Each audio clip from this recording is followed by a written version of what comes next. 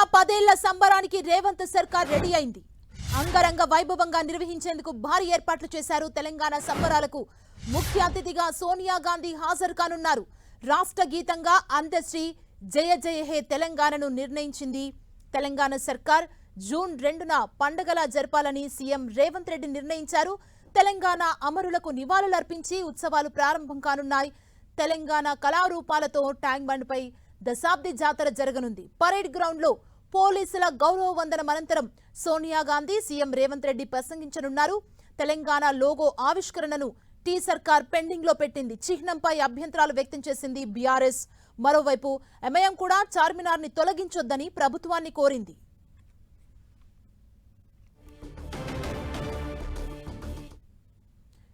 June 2న 10 ఏళ్ల సంబరాలు చేసేందుకు రేవంత్ రెడ్డి సర్కార్ సిద్ధమైంది. సోనియా గాంధీ కూడా వస్తున్నారు. ఇదే అంశానికి సంబంధించి మరిన్ని అప్డేట్స్ మా ప్రతినిధి కొండల్ మనకు అందిస్తారు. కొండల్,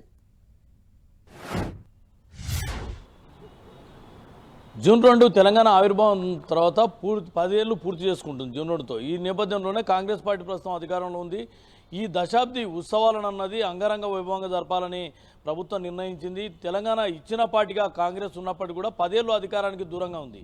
ఇప్పుడు అధికారంలోకి వచ్చిన నేపథ్యంలో ఖచ్చితంగా ఈ దశాబ్ది వేడుకలను వైభవంగా జరపడం, తెలంగాణ ఇచ్చిన పార్టీగా ఒక మెసేజ్ను ప్రజల్లోకి రీచ్ అయ్యేలా చూడడం అన్నది ప్రధానంగా లక్ష్యంగా పెట్టుకుంది. ఇది ఒక పండుగ వాతావరణం కల్పించేలా ఈ జూన్ 2ను నిర్వహించాలని చెప్పి ప్రభుత్వం డిసైడ్ అయింది. దీనికి అనుగుణంగానే సీఎం రేవంత్ రెడ్డి భారీ కార్యాచరణను తీసుకున్నారు.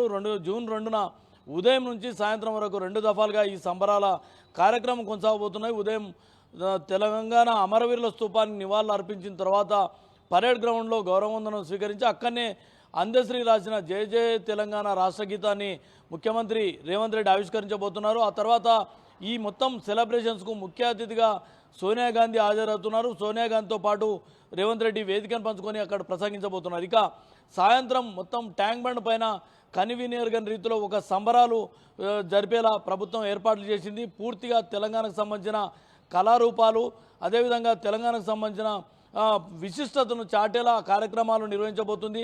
మొత్తం సాయంత్రం 6 నుంచి 9 గంటల వరకు ఈ కార్యక్రమాలు ఉండబోతున్నాయి. ఇదే వేదికగా ముఖ్యమంత్రి రేవంత్ రెడ్డి ఎవరైతే రాష్ట్ర గీతాన్ని ఆవిష్కరిస్తున్న రాష్ట్ర గీత రచయిత అందశ్రీ అనుకోండి, కీరవాణికి ఇద్దరిని కూడా ఘనంగా సన్మానించబోతున్నారు. మొత్తానికైతే ఈ సెలబ్రేషన్స్ను రాష్ట్ర ప్రభుత్వం చాలా ఘనంగా నిర్వహించాలని డిసైడ్ అయింది.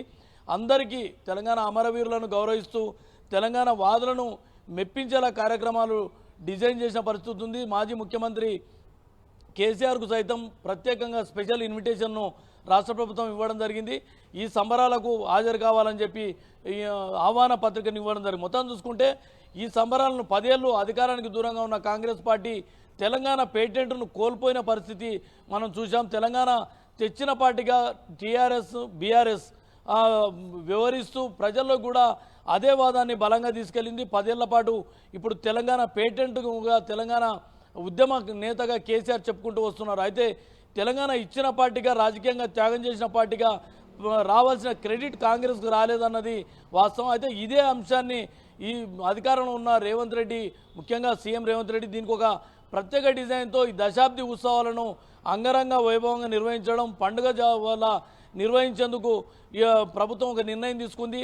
10 ఏళ్ల సంబరాన్ని నిర్వహిస్తూ 10 ఏళ్ల లక్ష్యాన్ని ముందు పెట్టుకునే దిశగా ఇదే వేదికగా ప్రభుత్వం ఒక కార్యరూపాన్ని తీసుకోబోతుంది. మొత్తం చూసుకుంటే ఈ సంబరాలను గతంలో ఎప్పుడు నిర్వహించిన విధంగా నిర్వహించడంతో పాటు తెలంగాణ కళారూపాలు, తెలంగాణ సంస్కృతిని ప్రపంచానికి మరోసారి చాటేలా ప్రభుత్వం కార్యక్రమాన్ని డిజైన్ చేయబోతుంది. ట్యాంక్ బండ్ మొత్తం కార్నివాల్తో 3 గంటల పాటు కొనసాగబోతుంది. అక్కడ రాష్ట్ర వ్యాప్తంగా ప్రజలు వచ్చి అక్కడ సంబరాలు నిర్వహించుకునేలా భారీ స్థాయిలో ఏర్పాట్లను కూడా ప్రభుత్వం చేస్తుంది. ఈ దశాబ్ది ఉత్సవాలను అన్నది పూర్తి స్థాయిలో తెలంగాణ ప్రభుత్వం తెలంగాణ ఇచ్చిన పార్టీగా అన్న పేటెంట్ను తీసుకునే దిశగా అయితే ఖచ్చితంగా ఈ డిజైన్ చేసినట్టుగా మనకు కనిపిస్తుంది. సుమా, థ్యాంక్ యూ కొండల్.